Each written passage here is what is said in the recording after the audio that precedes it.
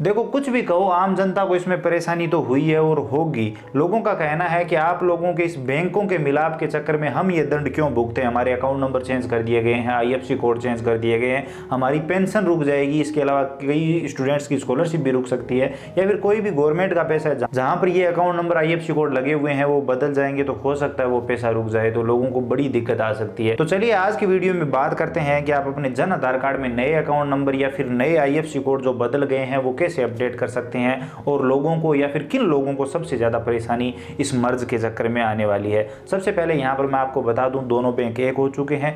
जो बड़ौदा राजस्थान क्षेत्रीय ग्रामीण बैंक था, राजस्थान मुरुद्रा ग्रामीण बैंक था, इन दोनों को मिलाकर राजस्थान ग्रामीण बैंक बना दिया गया है। ये चीज आप अच्छे से समझ गए होंगे। बैंकों में भीड़ होनी शुरू हो गई है, लोग नई डायरी लेना चाहते हैं, नए अकाउंट नंबर, नए आईएफएससी कोड के साथ, ताकि वो लोग अपनी डिटेल सही से अपडेट कर सकें, जन आधार कार्ड में सही बैंक खाता लगा सके और उनकी पेंशन कंटिन्यू रहे। ज्यादातर पेंशनरों को दिक्कत है और ज्यादातर बुजुर्ग लोगों के ही इन बैंकों में अकाउंट है, युवाओं के कम है, या फिर स्टूडेंट्स के भी इन बैंकों में अकाउंट है तो उनको स्कॉलरशिप संबंधी प्रॉब्लम है, क्योंकि उनको भी जन आधार कार्ड में अपना अकाउंट अपडेट करवाना होगा। अब दिक्कत क्या हुई है, जिनका खाता राजस्थान मुरुद्रा ग्रामीण बैंक में था उनका तो लगभग वही सेम अकाउंट नंबर और वही आईएफएससी कोड रहा है, आईएफएससी कोड बदला ही नहीं है, तो उनको ज़्यादा दिक्कत नहीं आ रही है। उनके वो एज इट इज है, उनको कहीं भी कुछ भी अपडेट करवाने की जरूरत नहीं पड़ रही है। लेकिन बड़ौदा राजस्थान क्षेत्रीय ग्रामीण बैंक था, उसमें अकाउंट नंबर बताया जा रहा है कि बदल चुके हैं, आईएफएससी कोड बदल चुके हैं, तो उन लोगों को जगह जगह पर ये खाता अपडेट करवाना होगा। तो वो लोग फटाफट बैंक जा रहे हैं और वहां से अपने नए अकाउंट नंबर प्राप्त करना चाहते हैं। आईएफएससी कोड तो आप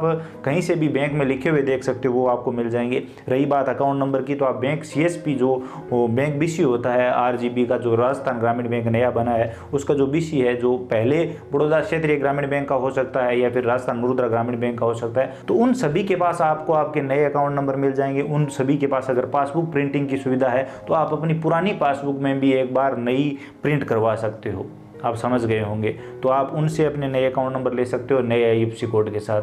अगर आपके बैंक के आईएफएससी कोड नहीं बदले हैं तो कोई दिक्कत वाली बात नहीं है, आपको कहीं भी कुछ भी करने की जरूरत नहीं है। अकाउंट नंबर सेम है, आप एक बार जाकर बैंक में कंफर्म कर लीजिए, उसके बाद कहीं भी कुछ भी अपडेट करने की जरूरत नहीं है। लेकिन अगर आपके आईएफएससी कोड या बैंक अकाउंट नंबर दोनों में से कुछ भी बदला है तो आपको सबसे पहले जन आधार कार्ड में ये चीज़ अपडेट करनी होगी। अब बात करते हैं कि जन आधार कार्ड में अपडेट कैसे होगी। तो ये एक और नई प्रॉब्लम है। जन आधार कार्ड का पोर्टल बदल चुका है। जन आधार कार्ड में अब बैंक खाता अपडेट करने के लिए आपको पुराना वाला प्रोसेस फॉलो न करके एक नया प्रोसेस प्रोफाइल अपडेट में दे दिया गया।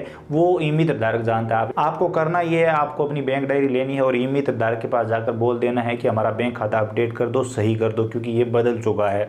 लेकिन ई मित्र धारक भी अभी अगर आप जाएंगे तो अपडेट नहीं कर पाएगा, क्योंकि जो नए आईएफएससी कोड है राजस्थान ग्रामीण बैंक के, वो वहाँ पर पोर्टल पर जो जन आधार पोर्टल है उस पर दिखाई नहीं दे रहे हैं, क्योंकि हाल ही में ये लॉन्च हुए हैं, हाल ही में नए आईएफएससी कोड बने हैं, तो इस पोर्टल पर आने में थोड़ा सा टाइम तो लगेगा। तो आपको थोड़ा सा वेट करना है और जैसे ही जन आधार कार्ड पोर्टल पर नए आईएफएससी कोड दिखाई देने लगेंगे उसके बाद आप अपना जो नया खाता है नए आईएफएससी कोड के साथ अपडेट करवा सकेंगे। तो जन आधार कार्ड में जो खाता अपडेट करने का लगभग चार्ज रहेगा वो 50 रुपये रहेगा, और जन आधार कार्ड में ये खाता अपडेट होने में लगभग 7-8 दिन से लेकर 10-15 दिनों तक का टाइम लग सकता है। तो आपको जितना जल्दी हो सके ये अपडेट करवा लेना है, क्योंकि पेंशन, स्कॉलरशिप या फिर सरकारी कोई भी योजना का पैसा होगा तो वो इसी खाते में आएगा, तो आपको दिक्कत आएगी। बात करते हैं पेंशनरों की। क्या अगर खाता नंबर बदल चुके हैं, आईएफएससी कोड बदल चुके हैं, तो डायरेक्ट अपडेट से हमारे उस खाते में वो पैसे आ जाएंगे? तो मुझे ऐसा नहीं लगता। मुझे लगता है आपको हो सकता है तहसील लेवल पर जाना पड़े, या फिर ये सरकार ने जो मर्ज किया है और इन्होंने सब चीज़ें की है तो हो सकता है ये लोग ऑटोमेटिक आपके उस नए वाले खाते में नए आईएफएससी कोड के साथ पैसे भेज दें। अगर फिर भी अगर आपकी पेंशन नहीं आती है, लोगों की आ जाती है, तो आपको तहसील लेवल पर जाना है और नया खाता वहाँ पर भी देना है, ताकि आपकी जो आगे की पेंशन है वो कंटिन्यू हो सके और जो रुकी हुई पेंशन है वो भी आ सके।